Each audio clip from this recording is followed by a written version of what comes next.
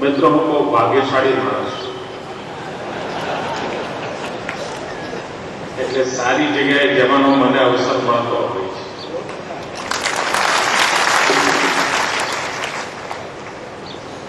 બીજું, મારા પુરોગામીઓ અનેક સારા કામ બાકી મૂકીને ગયા છે. એ પૂર્ણ કરવાનું સૌભાગ્ય પણ મને મળ્યું છે. અને આજનો આ મેળાવડો પણ એ સૌભાગ્યનો એક અંશ છે.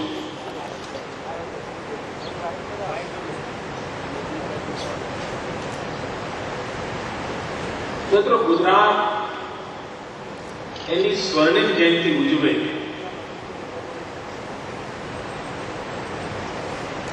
આપણે કશું ન કર્યું હોત, 50 વર્ષ તો એનું ક્રમ પ્રમાણે કામ ચાલ્યા જ કર્યું હોત. તમે વાયામ શિક્ષક ન બન્યા હોત તો તમારી ઉંમર 45 થવાની હોત તો થઈ જ હોત, 55 થવાની હોત તો થઈ જ હોત, નિવૃત્તિ આવવાની હોત આવી જ હોત. કારણ કેટલાક કામો કુદરતી રીતે ચાલ્યા કરતા હોય છે. પરંતુ જે જાગૃત લોકો હોય છે, જે સજાગ લોકો હોય છે, જે જીવનની પલ પલનું મૂલ્ય સમજતા હોય છે, જેમના જીવનમાં સપના હોય છે, જેમના જીવનમાં સાહસ હોય છે, જેમના જીવનમાં પુરુષાર્થ અને પરાક્રમની પરાકાષ્ઠા કરવાની ખેવના હોય છે, એ લોકો ક્યારે ઘડીઓ ઘડીને બેસી નથી રહેતા. એ પળને ગણીને બેસી નથી હોતા. એ પ્રત્યેક પળને સજાવવા માટે આતુર હોય છે. અને તેથી આપણે આ સ્વર્ણિમ જયંતિની પળને સજાવવાનો સંકલ્પ કર્યો છે. આ સ્વર્ણિમ જયંતિનું વર્ષ આ મોદી સરકારની સ્વર્ણિમ જયંતિ નથી. એ તો કેટલાક લોકોને એવો ભ્રમ થઈ જાય. આ ગુજરાતની સ્વર્ણિમ જયંતિ છે. આપણા બધાના ગુજરાતની સ્વર્ણિમ જયંતિ છે. આ મા ગુર્જરીએ એના ભાગ્ય નિર્ધારણની 50 વર્ષની યાત્રા પૂર્ણ કરી છે. અને આપણે આજે જે કંઈ છીએ તે આ મા ગુર્જરીના પ્રતાપે છીએ. એનું ઋણ અદા કરવાનું છે. એનું ઋણ અદા કરવાનું છે. અને ઋણ અદા કરીને પણ બેસી નથી રહેવું.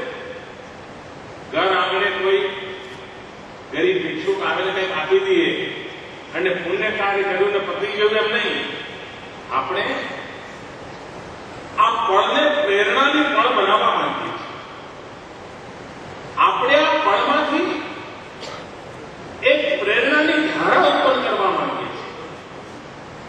આપણે આ પળમાંથી એક અમોઘ ઉર્જાનો સ્ત્રોત ઉભો કરવા માંગીએ છીએ, જે ગુજરાતને વિકાસની નવી ઊંચાઈઓ પામવા માટેનું સામર્થ્ય, ગુજરાતને શક્તિશાળી બનાવે.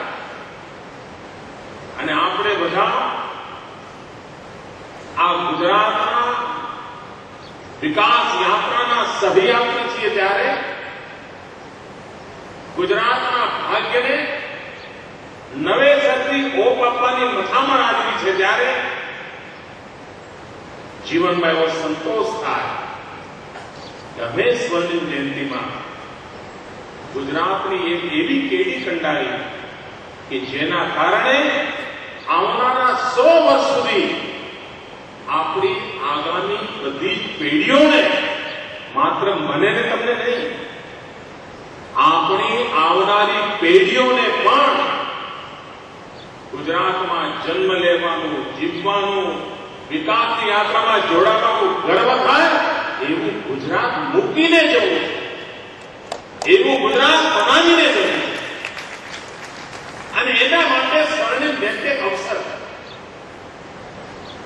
આખા દેશમાં આ ગુજરાત એવું પહેલું રાજ્ય થોડું છે કે જેને 50 વર્ષ થયા હોય ત્યાં ઘણા જ થઈ ગયા, પણ કોઈ ખબર જ નહીં. ક્યાંય દસાડા દફતરમાં છે જ નહીં, ક્યાંય ચોકલેટ ચડ્યું નથી. કારણ શું? કારણ એ નહીં કે એમણે કાર્યક્રમ નહોતો કર્યો. એમણે કર્યું હતું, પણ શું કર્યું? અહો રૂપમ અહો ધ્વનિ. મુખ્યમંત્રી બહુ સારા, 20 કિલોનો હાર કર્યો. મુખ્યમંત્રી બહુ સારા, 50 વર્ષે 50 કિલોનો હાર કર્યો. આ જ ચાલ્યું. મારે એ નથી, મારો એ માર્ગ. મને તો ગુજરાતના ઓજ અને તેજની પૂજા કરવી છે. અને આ તેજસ્વી ગુજરાત આવતીકાલ સતત સુધી પ્રકાશ પાથરતો રહે એવી પરિસ્થિતિ પેદા કરવી છે. અને એ કામ સરકાર ન કરી શકે, મુખ્યમંત્રી તો કશું જ ન કરી શકે. એ અગર જો કરી શકે તો આ ગુજરાતનો સામાન્ય નાગરિક કરી શકે, 5.5 કરોડ ગુજરાતીઓ કરી શકે. એમની શક્તિ, સામર્થ્ય અને ગુજરાત ભક્તિ ગુજરાતની આવતીકાલને ઉજારી શકે. અને તે આખો સ્વર્ણિમ જયંતિનો અવસર પ્રજાકીય અવસર બનાવ્યો, લોક ભાગીદારીનો અવસર બનાવ્યો. અને કાર્યક્રમ લીધા તો કેવા લીધા? ગુજરાતની આવતીકાલનો પાયો મજબૂત થાય એવા લીધા. કોઈ માંદો માણસ હોય અને આપણે એના મોં પર પાવડર છાંટીએ, લિપસ્ટિક લગાવીએ જરા અને બેસાડીએ તો વાત પૂરી થઈ જાય. એને જરા સાજો કરવો પડે, તો દીકરીઓ પૂરી કરે, એને તૈયાર કરો.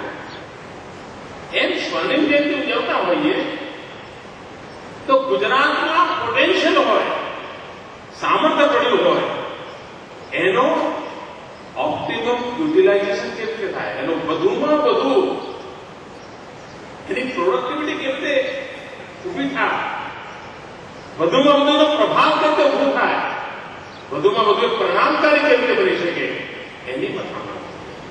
અને બીજું, કેટલીક એવી ચીજો કરીએ કે જે આવનારા યુગની અંદર બહુ ઉપયોગી થવાની છે. આપણે દૂરનું જોવું જ પડે અને યુગને દિશા આપવાનું સામર્થ્ય એમને જ હોય છે જે લોકો યુગને પરે જોઈ શકે. આપ કલ્પના કરો, આપણા પૂર્વજો યુગ પુરુષ હતા. કારણ શું? એ એવું તે શું આપીને ગયા કે જેના કારણે આજે પણ આપણને એમના એ કર્તૃત્વ, એમના એ ત્યાગ અને બલિદાનને યાદ કરવા પડે. દાખલા તરીકે આજે વિશ્વ પર્યાવરણના સંકટમાં ફસાણું છે. આખી દુનિયાને ટેન્શન છે કે જીવ સૃષ્ટિનું શું થશે, બ્રહ્માંડનું શું થશે, પ્રકૃતિનું શું થશે. આપણા પૂર્વજોએ જ્યારે માનવ સંખ્યા ઓછામાં ઓછી હતી, જેને જે વાપરે તો ક્યારેક ખૂટે ને એની પૂરી સંભાવના હતી. એક વ્યક્તિ આજથી હજારો વર્ષ પહેલા 25,000 ઝાડ કાપી નાખે તો એ કોઈ ઝાડ ફૂટવાના નહોતા. કોઈ માણસ આખી નદીથી એકલો નાતો હોય તો પણ નદીઓ ફૂટવાની નહોતી. જીવ સૃષ્ટિ એટલી વ્યાપક હતી કે ક્યારે એની ઓછીતાની સંભાવના નહોતી. બધી જ રીતે વિપુલતાના ભંડાર હતા. એ વખતે પણ આપણા પૂર્વજો ચીમકી કેવી આપી હતી? ચીમકી એ આપી હતી, ભાઈ આ છોડ એ રણછોડ છે, આ વૃક્ષમાં પરમાત્મા છે, એનું જતન થવું જોઈએ, તને એને નષ્ટ કરવાનો અધિકાર નથી. હજારો વર્ષ